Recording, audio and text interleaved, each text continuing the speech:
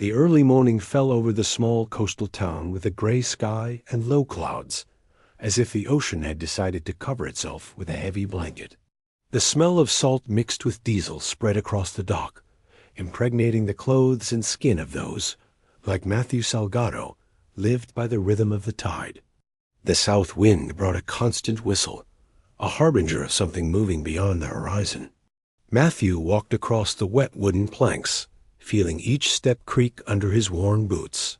He wore his wool hat down to his eyebrows, and his eyes fixed on the breaking waves in the distance. The current was restless, the water darker than normal, and the waves seemed to breathe deeper than usual. That morning everything changed in an instant. A series of waves rose beyond the breaking point, but the last one, tall as a wall, roared with a force that chilled the blood. Matthew barely remembered a sharp blow, the world spinning under the water, the pressure crushing his chest, and the sting of salt in his throat. In the midst of that chaos, he felt a firm hand grasping his forearm. It wasn't a simple tug. It was a secure grip, accompanied by a clear, serene voice. "Don't be afraid." The calm he felt contrasted with the ocean's roar. He didn't know how, but within seconds he was back on the surface, gasping like a fish out of water, with his heart pounding at his temples. Foam surrounded him, and though he searched for whoever had saved him, he only found a fleeting silhouette that vanished with the wave. That instant would mark the beginning of something that neither he nor his town would forget. Some would call it a miracle, others coincidence, and for some pure fantasy. But Matthew knew that what he had felt couldn't fit into easy explanations. From that moment on, the question was no longer what had happened, but who had been there with him, and why. If this real story from the coastal waters has captivated you, subscribe to the channel so you don't miss what comes next, because what happened after transformed not only a fisherman's life, but also the faith and doubts of an entire community. Matthew's feet firmly touched the dock again, soaked and with his chest burning. His boat, the Sea Light, gently struck the side of another vessel, as if claiming his attention. His hands trembled, and he didn't know if from the cold or from the memory of that voice. He looked around. The older fishermen were gathered near the station drinking steaming coffee. Doan, Roke, with his tilted hat and sharp eyes, watched him in silence. He didn't ask anything, but in his gaze there was more interest than Matthew could bear at that moment. "The sea is rough," commented one of the men. "It's not a day to go out, Matthew." He just nodded without explaining anything. He kept what he'd lived through as a secret burning in his chest. He knew that in that port stories spread quickly, but also that not all were well received. He moved away from the dock, letting the market's bustle envelope him. The aroma of fresh fish, roasted chiles, and sweet bread filled the air, mixing with the echo of haggling and laughter. However, none of those things could erase the sensation of that hand from his mind. Deep within his being, Matthew intuited that this wouldn't be the last time he felt its weight upon him. What he didn't know was that the sea still had more tests prepared for him, and that answers would come only if he was willing to face them.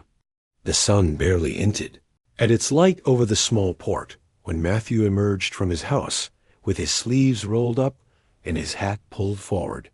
The air was still fresh, impregnated with that ocean smell that seeped through every street and mixed with the aroma of coffee from the kitchen. His wife Sarah watched him from the table while preparing empanadas to sell in the evening. "Don't be late, Matthew," she said, serving him steaming coffee. "And watch that the sea isn't at peace." Matthew took a sip, feeling the warmth travel through his body. He didn't respond immediately. His mind was occupied with the accounts. The price of fish had dropped, and the boat's motor had been asking for rest for weeks. The Port Authority had announced that if the waves kept rising, they'd close access, and he couldn't afford that luxury. The loan shark waited for fresh catch every morning, and debts didn't forgive. At the dock, the atmosphere was a mix of bustle and tension. Fishermen were unloading crates with fish while others discussed the weather and wave size. Don Roque, with his skin weathered by years of sun and salt, was sitting on a bench mending nets. "I'm telling you, boy," he commented without looking up, "this ocean swell isn't a game. When the moon is like this, the water brings force from far away." Matthew shrugged. "Work is work, Don Roque." The old man released a brief laugh, but his serious eyes said something else. He was one of those who could read the sea like an open book, and though he didn't use fancy words, his warning carried weight. On the way back home, Matthew passed through the market. He greeted the fish vendors, those cleaning shrimp, the women arranging baskets of bread. Everything in that place had its own rhythm, a music made of voices and steps on the wet floor. But that day, behind the smiles, there was an uneasiness noticeable in glances toward the sky and horizon. In the afternoon, Sarah lit a candle in front of an image of the Virgin they had in the living room. Matthew, as every night, approached, made the sign of the cross, and muttered a quick prayer, almost automatic. It wasn't that he didn't believe, but the words no longer weighed the same. They were a habit passed down rather than a conviction. That night, while they ate dinner, the coastal radio crackled with a grave voice, announcing that increased wave action was expected for the weekend. The recommendation was not to go out to sea. Sarah threw him a glance full of concern. "Did you hear?" she asked, setting her fork on the plate. Better to wait a few days. Matthew didn't respond. He knew that waiting meant no money for fuel or for his mother's medicines. She'd been having high blood pressure for days. He simply took a drink of water, as if that could dilute the weight of decisions. Going out to the patio, the sky was covered with stars, but the ocean's roar reached even there, deep and constant, like an animal that doesn't sleep. Matthew listened to it for a long time, with his arms crossed, and felt a strange mix of respect and defiance. The sea had fed him his whole life, but it had also taken friends, and deep down he knew that any mistake could cost him dearly. In the distance, a cloud was illuminated by a distant lightning flash. Matthew breathed deeply. The weekend approached, and with it, a test he wasn't sure he wanted to face, but also couldn't avoid. The following morning brought heavy heat, even before the sun was high. The dock was bubbling with activity, but not enthusiasm. There was a thick atmosphere of worry, noticeable in cut-off conversations and glances toward the horizon. Matthew, with his sweaty hat and serious face, approached the sea light, checking the little gasoline he had left. The loan shark Raphael was by his truck, smoking a cigar and reviewing an accounts notebook. His open shirt revealed a broad chest crossed by a gold chain. As soon as he saw Matthew, he made a gesture for him to approach. "You're a month ahead. Salgado," he said with a harsh voice. "You already owe me ice, gasoline, and 2 days of fishing because the sea wasn't good, Raphael. I wasn't going to risk it. The sea is never good for those who are afraid. And I don't sell excuses. I sell fresh fish. If you don't go out this weekend, Monday, I won't credit anything to you." The sentence weighed on Matthew like an anchor around his neck. If he didn't go, there'd be no way to cover the debt or keep his family going. But he knew the conditions weren't safe. At the other side of the dock, Inspector Paredes from the Port Authority was inspecting vessels. With his clipboard and perfectly buttoned vest, he moved with dry efficiency. "Salgado, do you have life jackets and flares?" he asked without looking up from his list. "Life jackets, yes. Flares, no. Without flares, you don't go out. And if I find you outside, the fine is double." Matthew felt the invisible walls of his situation closing tighter. He turned toward his boat and found Don Roque watching from a distance. "Don't play the hero, Matthew," said the old man approaching. "With this ocean swell, no motor or man can hold up. But if I don't go, I lose everything," Matthew replied, clenching his fists. Worse if you go and don't come back. The wind changed direction, bringing a stronger smell of salt and seaweed. Red flags on the tower fluttered like living warnings. The lifeguard, with his whistle hanging from his neck, looked at the fisherman as if mentally counting who might risk more. While loading some nets, Matthew thought about home. Sarah had already told him that money would barely last 2 more days. And what most anguished him, his mother's medicine was about to run out. The last dose she'd taken the night before. "We can't wait a week, Matthew," Sarah had said the previous night in a low voice so his son wouldn't hear. "If she doesn't get her pills, she could have another attack." The image of his mother with her hand on her chest and breathing with difficulty returned to his mind like a blow. He knew that whatever decision he made would have a price. He returned to the shore, letting the dock's noise envelope him.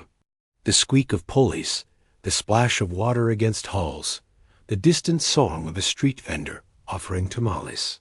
But above everything was the constant roar of the sea, grave and persistent, as if wanting to remind him that in its waters there were no guarantees. Matthew clenched his teeth and walked toward the sea light. If the waves were going to rise, he'd have to decide soon whether to face them or stay on land, and either way would hurt. The afternoon fell over the port with a gray sky that seemed to crush the horizon. The wind had changed tone, no longer whistling lightly through the tin roofs, but dragging a deep roar from far out at sea. The waves pounded the rocks with an irregular rhythm, as if something immense was approaching with disordered steps. In the small university building, Dr. Jimena Vasquez adjusted her glasses while showing graphs to a small group of fishermen. Matthew was among them, listening half-heartedly, distracted by the distant sound of the sea. "This that you see here," explained Jimena, pointing at some wavy lines, "is ocean swell waves generated far away, hundreds of miles away that travel here. They don't look that big from outside, but their force under the surface is dangerous." Don Roque raised his hand. "And how do you know when bad ones come?"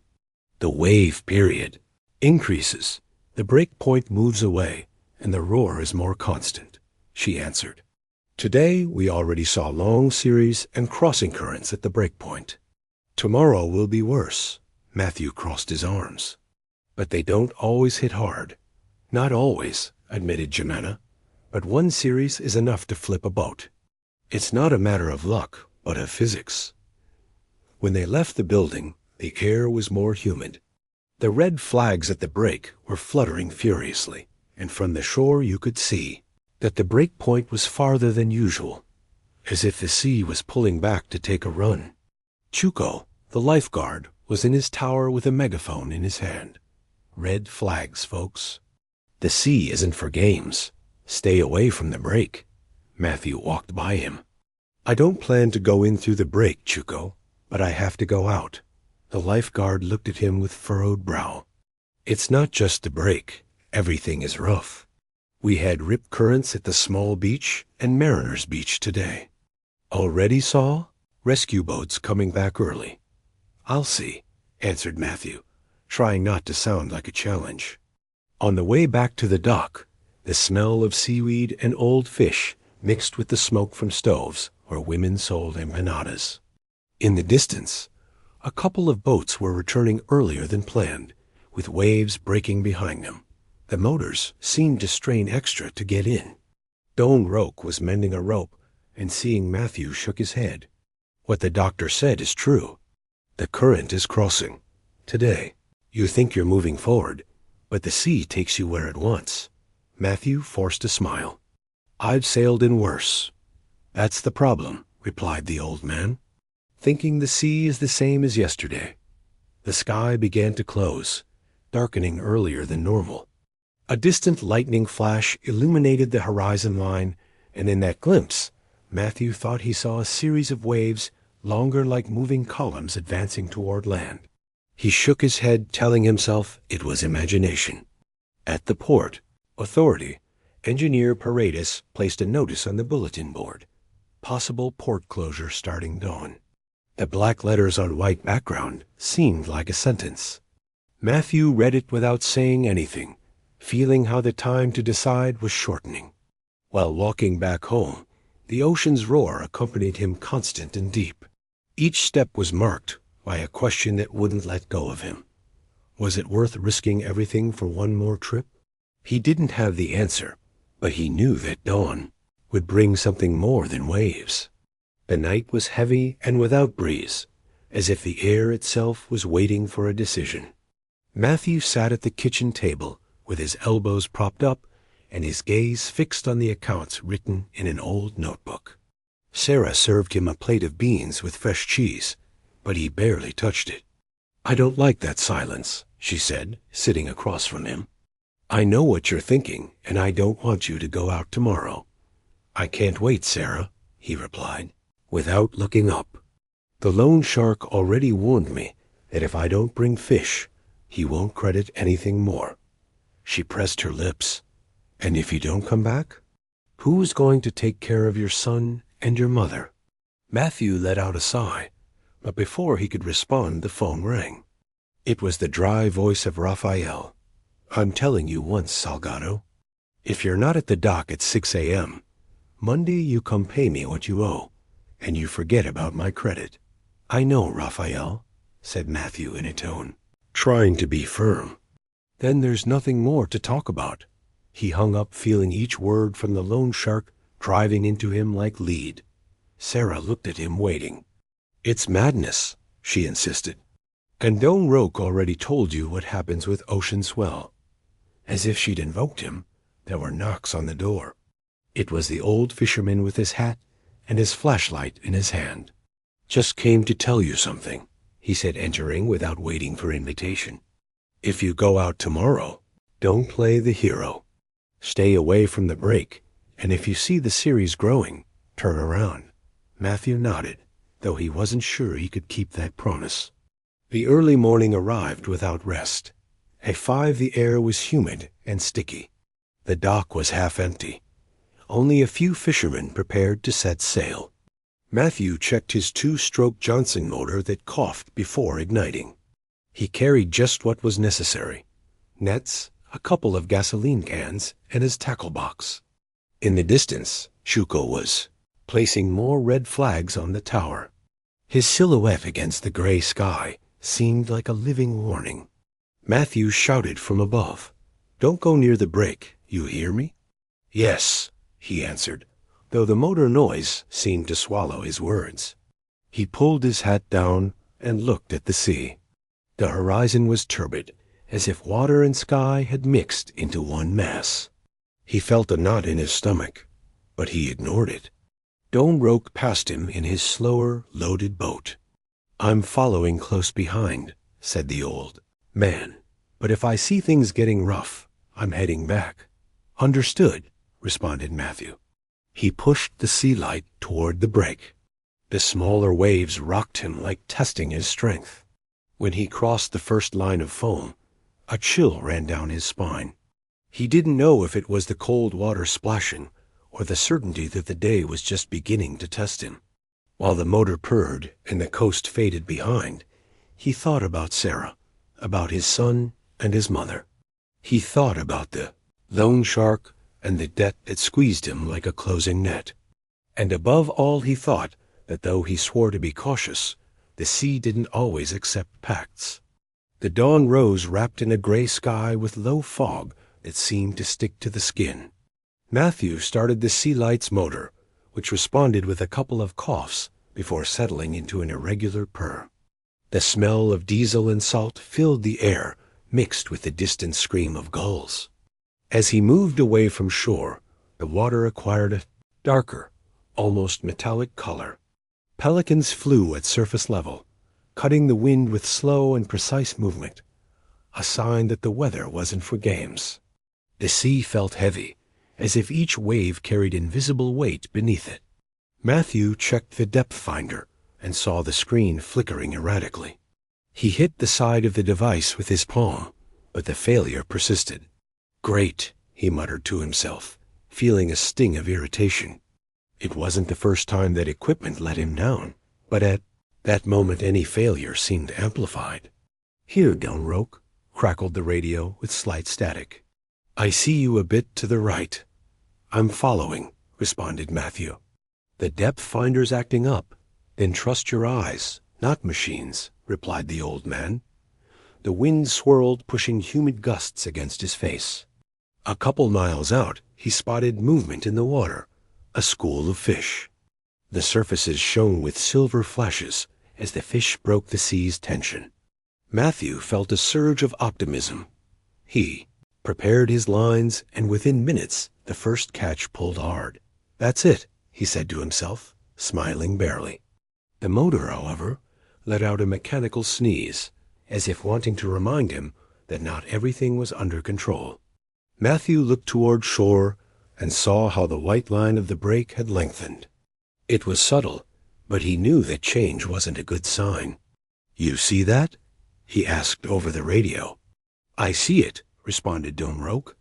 "It's not time to get comfortable." The breeze brought a stronger smell of seaweed, accompanied by a deep murmur that seemed to come from below. Matthew couldn't help but feel that the sea was watching him, measuring his steps. Still, he decided to cast another line. The hook barely touched the water when he felt a strong tug. The second fish wasn't long in joining the first in the box. "If this keeps up, we'll head back early with a good haul," he said, as if speaking to the sea itself. A blast of interference cut the radio, leaving an eerie buzz. Matthew adjusted it, but the signal faded. He turned to look for Donroke and saw him farther than he'd thought. Between them, the waves seemed to start moving with a different pattern, less regular. The sky, before uniformly gray, now showed darker stains toward the south. Matthew felt a chill that had nothing to do with the cold. A sense of urgency settled in his chest, but he tried to control it. "One more and we're heading back," he told himself, though he knew that promise could break easily when the fishing was good.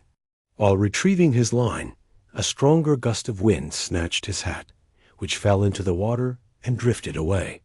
The simple fact of watching it disappear on the surface gave him a bad premonition. The motor coughed again, and he clenched his teeth. He looked once more toward the break. Now he was sure something in its rhythm had changed. And though he tried to ignore it, deep down he knew the sea had just delivered the first serious warning of the day.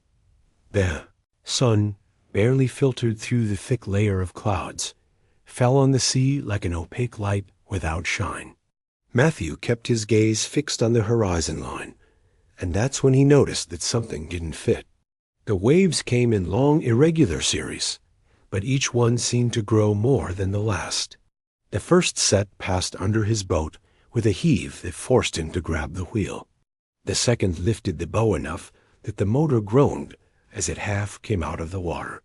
The third looked like nothing he'd seen that day.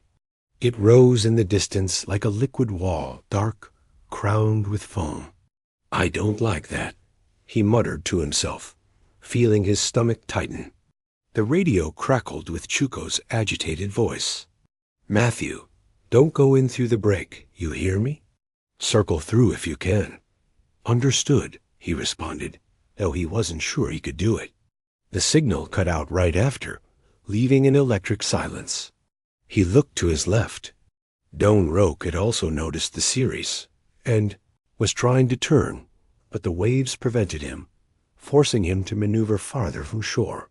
Matthew calculated that if he pushed the motor, he could cross before the third wave arrived, but that calculation was more a wish than a certainty. The wind increased, lashing his face with cold splashes. The sea's surface was churning, and in each valley of dark water, the world reduced to sky and a crest rising ahead. Matthew pushed the accelerator hard, feeling the motor respond with an irregular roar. The sound of water breaking in the distance was like continuous thunder. Each time the bow descended, he saw the large wave approaching, higher, denser. His instinct screamed at him to turn, but doing so now would mean offering his side to the blow. Come on, he whispered as if speaking to the boat. A whirlpool appeared beside the hull, pulling the water toward the base of the wave.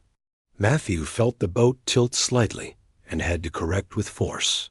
The rope of one of the nets came loose and whipped against the rail.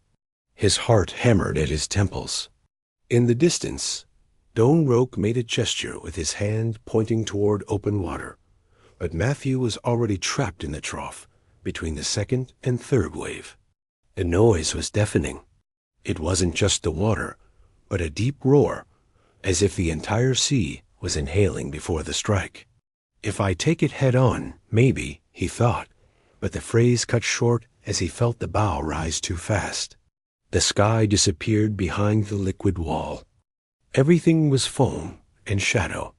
For an instant, the gray light of day darkened even more, and the air filled with small drops that stung the skin. The sea light fell into a deep trough, so sudden that the motor roared as if it would tear from its mounting. Matthew lost his balance for a second, but gripped the wheel with desperate strength. He knew the big wave was right behind, and that he wouldn't have much more time. The sea had decided to make the next move, and he could only hope to react before that wall hit him. The roar grew into a deafening crash that vibrated in his bones. Matthew barely had time to inhale before the wave engulfed him. The sea light elevated like a splinter amid a torrent and then the blow.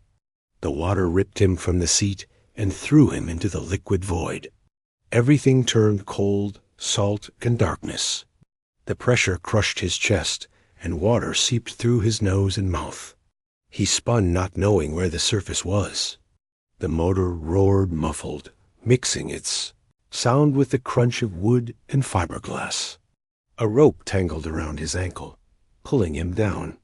No, he screamed under the water, though only bubbles escaped his mouth. Desperation burned his lungs. His hands searched blindly for the rope, but the knot was too tight. The inner silence began to invade him, as if his body wanted to surrender. That's when he felt it, a warm, strong hand grasping his forearm. It wasn't a rough pressure, but firm, as if there were time, as if he wasn't about to drown. Matthew couldn't see a face, but he felt a calm that didn't make sense amid the chaos. A clear voice in the midst of darkness spoke with impossible serenity. Up? It wasn't a shouted order, but an invitation. Matthew felt the rope give way, though he didn't remember cutting it. In an instant, the pull propelled him toward the surface. The water around seemed to open him in half. He emerged with a gasp, gasping like a fish out of water. The cold, humid air cut his throat, but it was life. The waves pushed him from the sides, and among the foam, he thought he saw a tall, serene silhouette that faded within seconds. He couldn't say if it was real or the product of his dazed mind. Matthew, came Don Roque's voice from somewhere close, broken by wind and water. He tried to respond, but only coughed. His arms moved by instinct, fighting to stay afloat, while foam covered him again and again. The boat was a few meters away, tilted, battered, but still intact. The sea didn't calm. The smaller waves dragged him from side to side, and each time he lifted his head, he saw more water than sky. The memory of the hand stayed alive in his skin, as if it still held him. He forced himself to swim toward where he thought he heard Don Roque's motor. The old man was maneuvering with effort, trying to get close without having another wave turn them both over. "Hold on, boy," he shouted, throwing a rope. Matthew grabbed it with what little strength he had left. He felt himself being pulled toward the rail, and each tug was a battle against the weight of the water that soaked him. Getting up was like being born again. The air in the lungs, the solid ground under his feet, though they were trembling planks. He collapsed on the deck, coughing and spitting salt water. Don Roque looked at him without saying anything for a moment, as if he knew there were no words for what had just happened. "I told you not to play the hero," he finally murmured. Matthew didn't respond. His eyes fixed on the horizon, searching for a figure he knew wouldn't be there. The voice that had echoed in his mind stayed more real than anything else in that instant. He didn't know if it had been a miracle, a memory, or an illusion. The only certainty was that in the darkest moment he hadn't been alone, and that assurance weighed and relieved him at once. The motor of Don Roque's boat roared with effort, cutting waves that still rose with force. Matthew, soaked and trembling, clung to the rail as if the sea could reclaim him at any moment. Each blow of the water against the hull echoed in his chest, reminding him that just minutes before he'd been under that merciless mass. Don Roque didn't take his eyes from the horizon, maneuvering to move away from the roughest zone. The air smelled of salt and diesel, and the gulls screeched farther away than normal, as if they knew the sea wasn't for games. "Breathe deep, boy," said the old man without looking at him. "You're alive. That's what matters." Matthew tried to follow the advice, but his breathing remained choppy. The memory of the hand struck him again and again, like an echo that couldn't be silenced. "Jesus took me," he murmured almost without realizing it. Don Roque turned his head barely, with one eyebrow raised. He said nothing, but his silence wasn't mocking. It was cautious. The coast began to appear closer, with the small dock as a point of reference. In the shore, Chuko moved from side to side, making signals with his arms to guide them toward a safe channel. The waves broke close, and entering required timing. "Next time give a signal you're coming in pieces," said the lifeguard as soon as they got close enough. "I saw you disappear behind that wall. Thought it had swallowed you already." "Almost," answered Matthew with a hoarse voice. The impact of return was harder than expected. Several people on the dock approached to help tie up the boat, and among the curious looks and quick questions, Matthew felt a strange weight. He didn't want to tell anything, but he also couldn't erase the feeling that something extraordinary had happened. The sea light remained tied to the side, with visible hits on the hull and a torn net floating inside. Part of the equipment had disappeared, and the motor, tilted, left a thin stream of oil staining the water. "This is going to cost you, Salgado," came the voice of Raphael from behind him. "Loss of material, delayed delivery, and accumulated debt." Matthew looked at him, exhausted. "If Don Roque hadn't pulled me out, I wouldn't be here to pay anything. But you're here, and that means you can pay," responded the man with a shrug. "We'll talk numbers on Monday." Sarah appeared among the people with a pale face and watery eyes. She hugged him hard without caring that he was soaked through. "What have I done, Matthew?" she whispered. "Why do you hold on so tight to playing with your life?" He had no answer, just held her against his chest, closing his eyes. Crowds' murmur mixed with the sound of the sea, which, despite the danger lived, kept roaring with the same indifference as always. Shuko approached more serious than usual. "Look, I don't know what you saw out there, but that sea wanted you dead. If you try it again like that, I won't have time to send you a radio warning." Matthew nodded, though he wasn't sure the lifeguard's words would sink as deep as the image of that hand holding him in the darkness. While they helped pull the torn nets onto the dock, a low cloud covered the sun completely, darkening the day a bit more. Matthew felt a shiver, but this time it wasn't just from the cold water. It was the certainty that what had happened out there didn't explain itself with simple wave warnings. He wasn't ready to tell it all, but he knew that story wouldn't stay hidden forever. The news ran through the port before Matthew had a chance to decide what to tell. Within hours, his name was on everyone's lips: fishermen, merchants, and the curious. Some said it was a miracle. Others swore it was just luck. Maria Fernandez, a local journalist, appeared that same afternoon at the dock. She carried a worn notebook, a recorder, and an inquisitive look. "Matthew, can I steal a few minutes from you?" she asked, planting herself in front of him. "I don't have much to say," he answered with exhaustion still marking his voice. "Everyone says you saw something or someone. she insisted. If you want, I can tell your version without embellishment. Matthew hesitated. Part of him wanted to leave it all silent, but the other part felt the need to put into words what he had lived. I was down longer than I should have been able to survive, he finally said, and I felt a hand that held me. Maria lifted her eyebrows. A hand, yes, and a voice. He said no more, and she didn't push. She wrote a couple of lines and said goodbye, promising not to twist what he trusted her with. As evening fell, Matthew passed by the church. Chapel was half lit, and Father Stephen was sweeping the wooden floor. Seeing him enter, he set the broom aside. I heard you had a scare, commented the priest. You want to talk? I'm not sure what happened, responded Matthew, taking a seat on the back bench. Some will say it was a miracle, others that I just saved myself by chance. Sometimes what matters isn't what you call it, but what you do with what you lived, said the father. Faith doesn't always need proof, but it does need purpose. Matthew sat in silence, chewing on those words.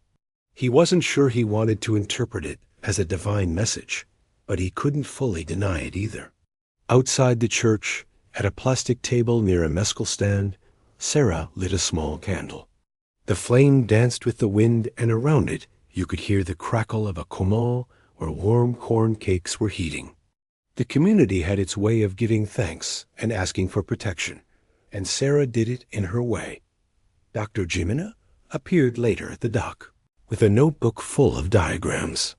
She sat across from Matthew, spreading a map of currents. I want to reconstruct what happened, she explained.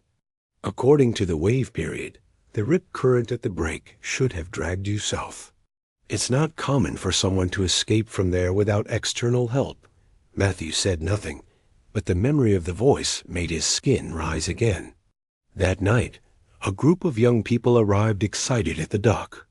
They had a phone showing a blurry video recorded from the beach. In it, you could see a huge wave breaking, and among the foam something that looked like a shadow standing upright for an instant before fading.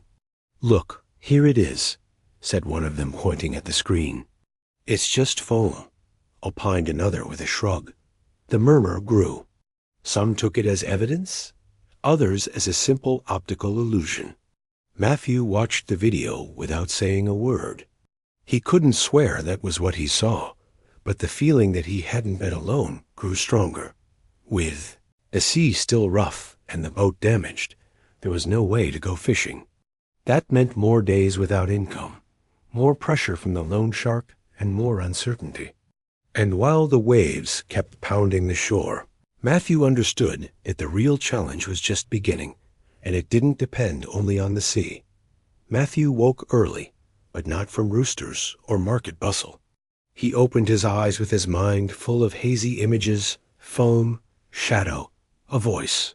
He felt a slight buzz in his ears, as if the sea still spoke inside him.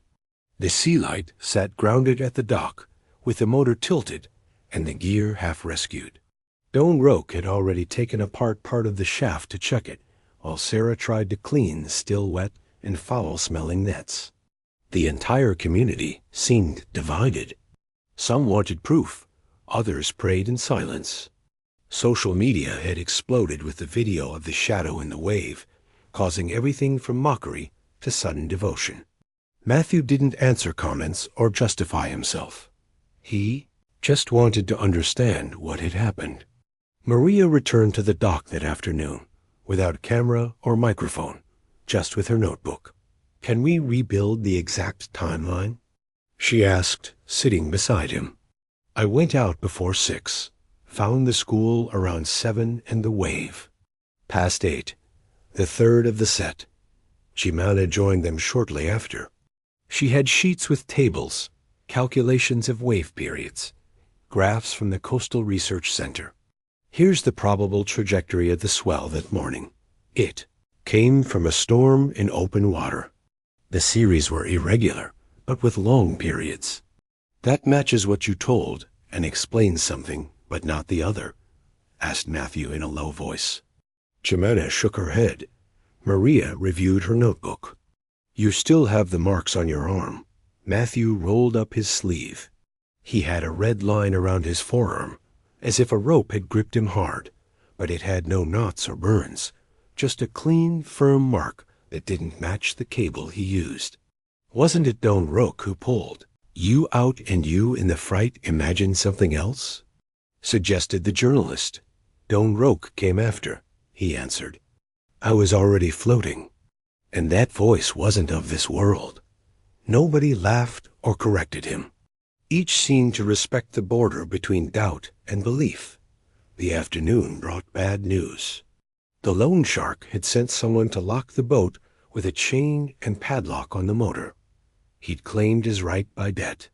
It's my guarantee, he shouted from his truck. If there's no payment, there's no boat.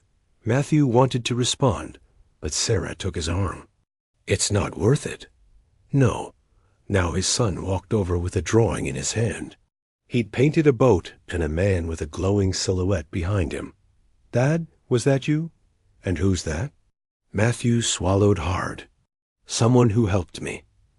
Night fell with a clear sky for the first time in days. The calm sea reflected distant dock lights.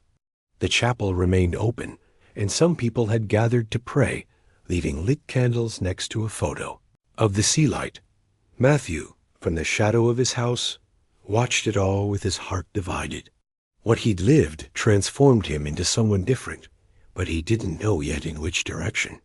He had more questions than answers, and a town that was beginning to look at him in a new way, not as a hero or a madman, but as someone who'd been closer to the impossible than everyone else. The true miracle, he thought, wasn't having come out of the water. It was returning with the certainty that sometimes mystery is also part of life. The week advanced like a closing wall, without a boat, without income, and with debt growing like a tumor. Matthew felt that each day weighed more than the last. His mother's medicine was running low, and Sarah had only been able to buy half her pills with what was left from selling tamales. Matthew avoided looking his mother in the eye. She didn't complain about anything, but her pale face and slow steps spoke for themselves. Don't blame yourself, my son, she told him one afternoon. One does what they can with what they have. But he knew it wasn't enough. For days, Matthew walked through the port like a shadow. He tried to find work unloading cargo, but everyone already had someone to turn to. The loan shark, for his part, avoided him. There were no more threats, just the cold of disdain. At night, while Sarah cooked, Matthew reviewed the accounts notebook again and again, as if that could make money appear between the pages. Can I ask my aunt for a loan? Said Sarah one night, without looking up from the stove. No, we're not going to owe anyone else, responded Matthew harshly. And what would you prefer? She challenged. See your mother without treatment, leave your son without school, or keep sitting there, hoping something changes on its own. Matthew didn't answer, stood and went out to the patio. The sky was clear, but the air was thick. He looked at the stars, searching for a signal, anything. He found only silence. The next day, a group of fishermen gathered near the dock. Don Roque had spoken with several companions, and they all knew Matthew couldn't keep going like that. One can't leave alone the one who's fallen, said the old man. Today it was him.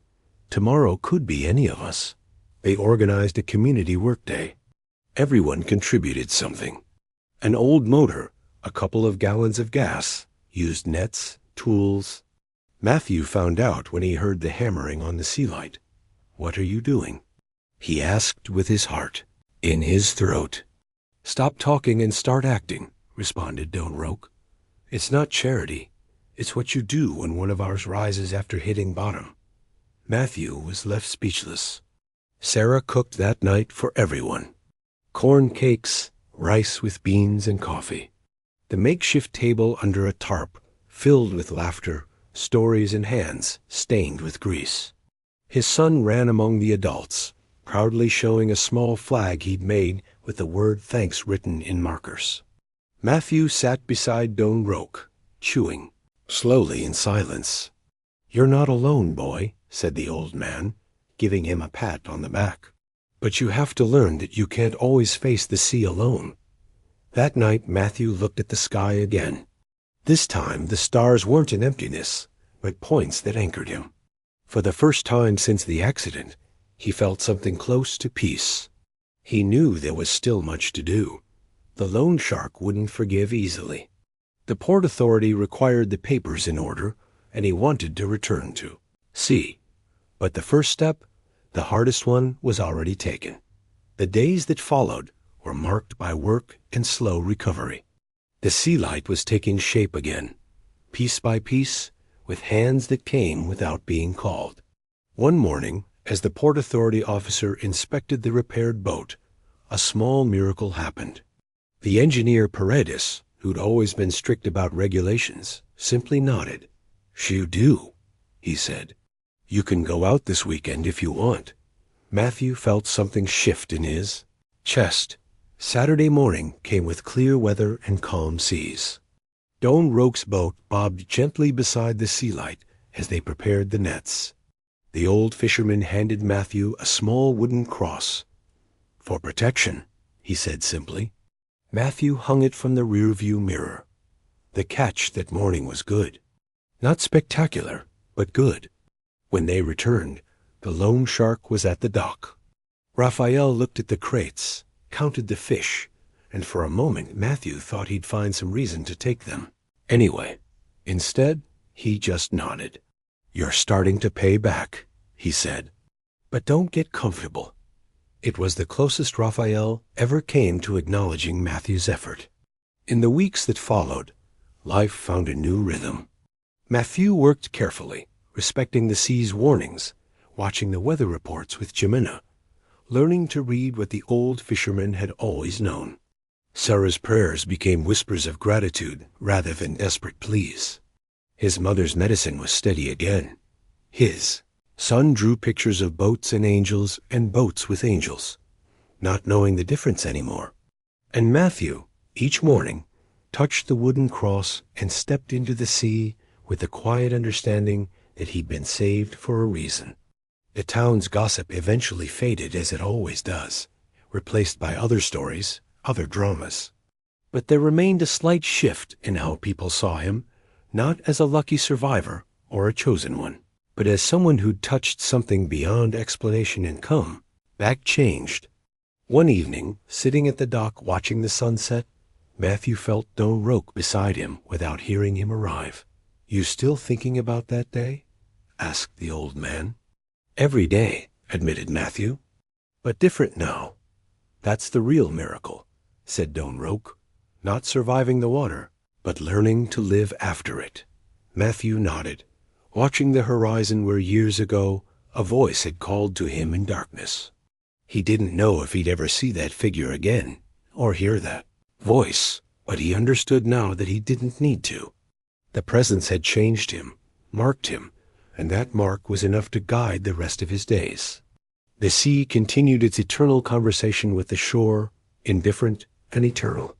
Matthew listened to it no longer with fear or defiance, but with respect and a quiet gratitude for the mystery that had wrapped itself around his life and refused to let go.